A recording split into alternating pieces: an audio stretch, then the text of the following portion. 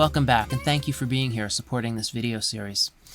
I'll start these first few videos by offering a handful of definitions. And to start with, I should define art. I want to make sure that we all kind of know what we're talking about. We're all sort of on the same page here. So how do I define art? Well, my official answer to that question is I have no idea how to define art.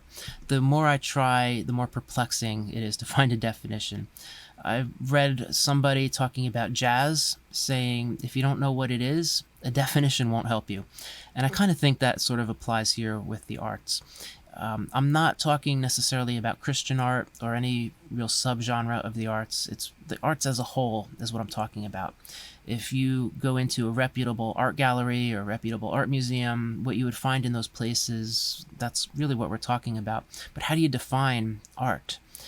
And the definition keeps changing.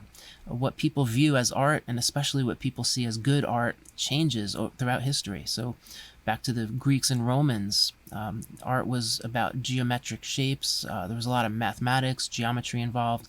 There were very realistic looking sculptures of the gods and goddesses. These sort of very well done, realistic looking human forms, but idealized. And then you get into the Byzantine era and the Middle Ages, and the art was like the polar opposite. Good art wasn't about the realistic-looking forms. It was, the figures that are in Byzantine art, they're all elongated, out of proportion, distorted. Some of them look like they're on something. It's a mess.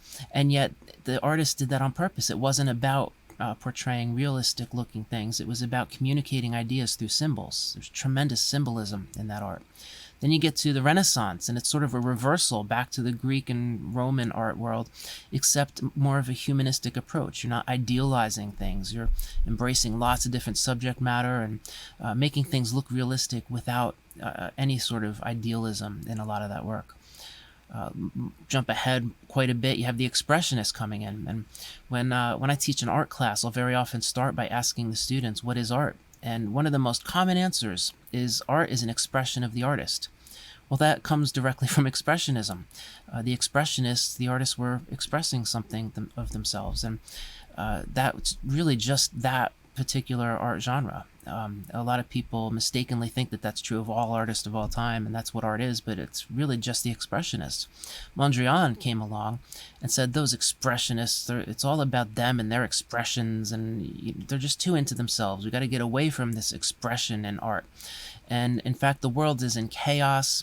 There's a lot of chaos in the world. There's violence, there's instability. We need art that's stable, we need to simplify. It's like a call for a simplified, more stable life. And so Mondrian and others stripped away all the emotion, all this expression, and they used only simple colors, simple shapes, simple lines, and just the simplicity is what the art was about.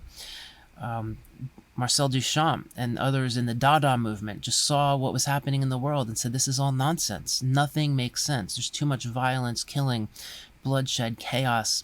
It's nonsense. Let's make art that reflects the nonsense. And they did. And when asked, what is art? The people from the Dada movement, some of them said, everything is art. What isn't art? Others said, there's no such thing as art. Nothing is art. And this Dada art isn't art. Jackson Pollock challenged the idea of art. What is art? Well, Jackson Pollock would claim that art is the process of creating.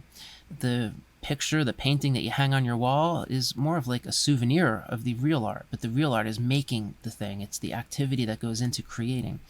Right? So the definition of art constantly changes, and what makes good art constantly changes. And so for me to try to come up with a definition that works for us here, it's pretty daunting. So I'm going to do the sort of cop-out thing. I'm going to give a very loose, broad definition of art.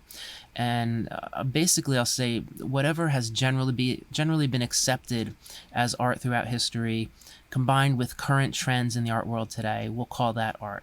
In other words, if people in the art community say it's art, we'll go with that.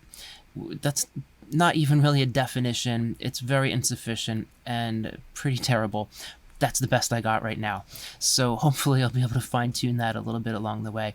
But really what it comes down to is we're looking at fine art, we're looking at art that the art world would recognize as, yes, this is artwork, good street art, art in a reputable gallery or museum, that sort of thing.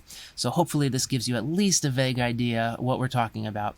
And the rest of the definitions, I promise, should be better than this one. So please keep going with me.